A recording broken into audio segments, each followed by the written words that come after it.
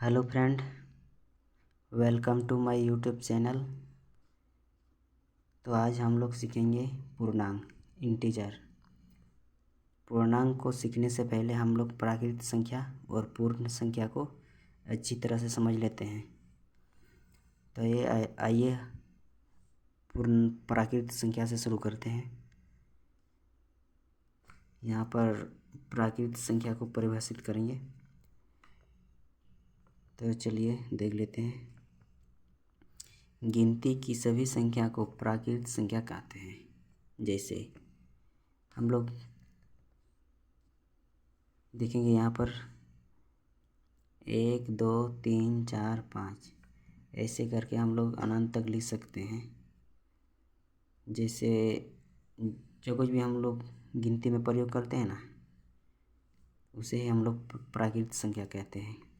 आगे हम लोग देखेंगे पूर्ण संख्या, होल नंबर। प्राकृत संख्या में शून्य लगा देने पर पूर्ण संख्या बनती है। जैसे 0 0 से शुरू होकर 1 2 3 4 5 ऐसे करके हम लोग अनंत तक लिख सकते हैं। हम लोग यहाँ पर देखेंगे प्राकृत संख्या यहाँ पर है 1 2 3 4 5, यानी कि ये हम लोग का प्राकृत संख्या हुआ।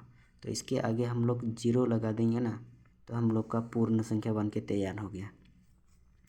तो चलिए प्राकृत संख्या और पूर्ण संख्या हम लोग को अच्छी तरह से समझ में आ गया। तो पूर्णांक को हम लोग परिभाषित करेंगे। जैसे पर हम लोग यहाँ पर देख पाते हैं, धनात्मक संख्या तथा ऋणात्मक संख्या और शून्य के समूह को पूर्णांक कहते हैं। तो यहाँ पर देखेंगे हम लोग ऋणात्मक संख्या। तो ऋणात्मक संख्या हम लोग किसे कहते हैं?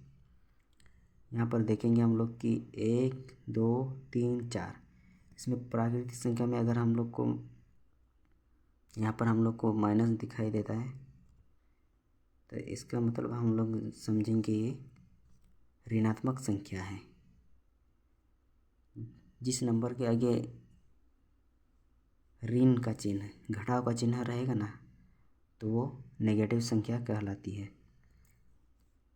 इसके बाद है शून्य। शून्य का तो हम लोग को पता है, शून्य का मतलब 0 होता है। तो यहाँ पर 0 हो गया। और यहाँ पर है धनात्मक संख्या। तो धनात्मक संख्या धन होता है, अपना धन। तो इसमें हम लोग यहाँ पर देखेंगे 1 2 3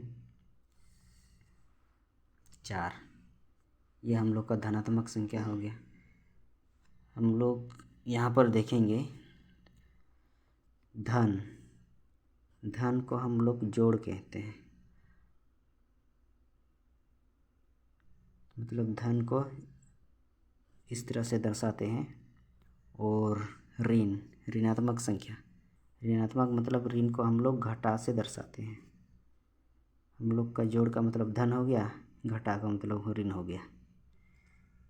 हम लोग को यहाँ तक अच्छी तरह से समझ में आ गया। तो हम लोग यहाँ पर देखने वाले हैं पूर्णांक संख्या। तो पूर्णांक संख्या हम लोग यहाँ पर देखेंगे, यहाँ पर लिखा हुआ है धनात्मक संख्या और ऋणात्मक संख्या, और यहाँ है शून्य।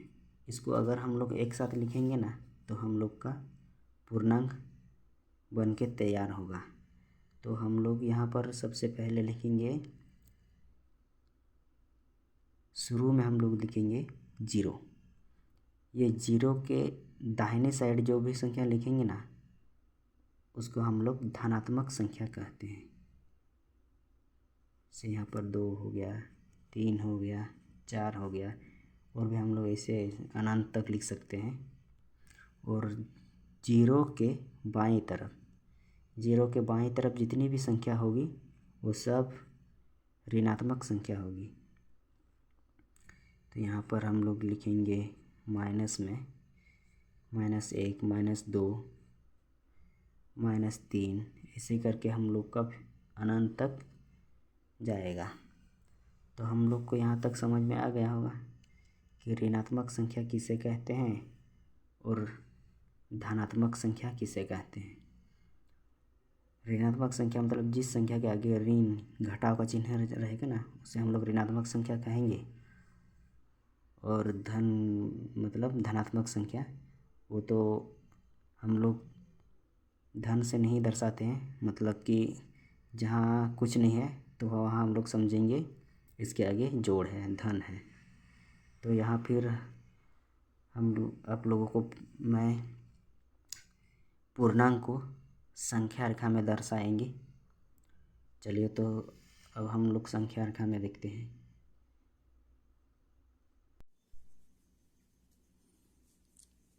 हम लोग को समझ में आ गया होगा कि पूर्णांक संख्या किसे कहते हैं। मतलब यहाँ हम लोग देखते हैं कि 0 के दाहिने ओर धनात्मक संख्या को बिठाएंगे और 0 के बाएं ओर को ऋणात्मक संख्या को बिठाएंगे। तो इधर हो गया धनात्मक संख्या, इधर हो गया ऋणात्मक संख्या। ये संपूर्ण संख्या को मिला के हम लोग पूर्णांक संख्या कहते हैं।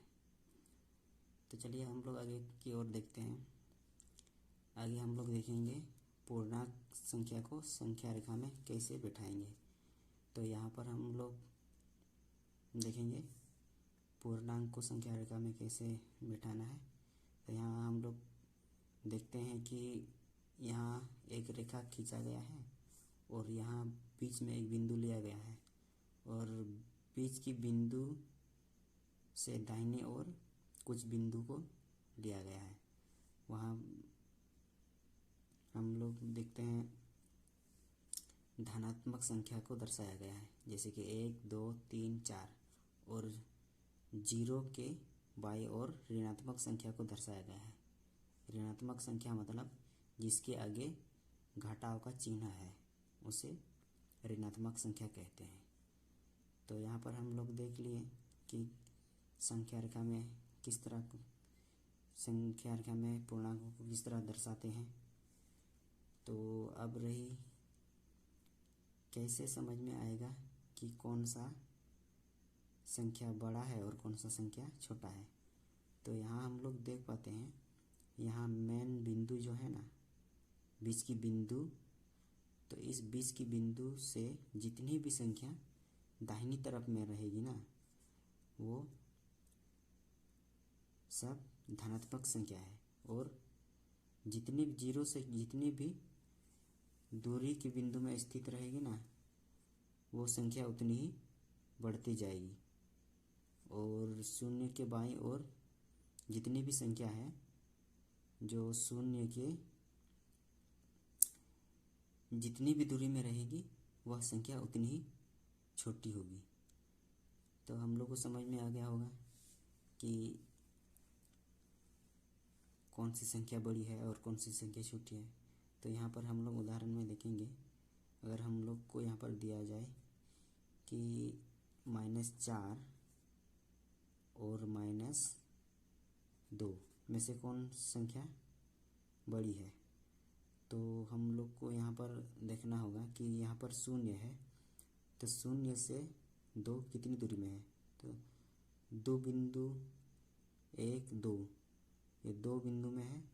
तो हम लोग यहाँ पर समझेंगे कि ये 2 -4 से छोटी है, यानी कि यहाँ ये तो कम दूरी में है और 4 सबसे ज़्यादा दूरी में है। तो हम लोग यही समझ लेंगे कि जो सबसे ज़्यादा दूरी में रहेगी वो संख्या छोटी रहेगी। तो यहाँ पर हम लोग देखेंगे -4 छोटी है -2 से, और 0 से जितनी भी ज़्यादा दूरी में रहेगी दाहिने तरफ, वो संख्या उतनी ही बड़ी रहेगी। तो आई होप कि आप लोगों को अच्छी तरह से समझ में आ गया होगा। तो आज की क्लास को यहीं पे समाप्त करते हैं।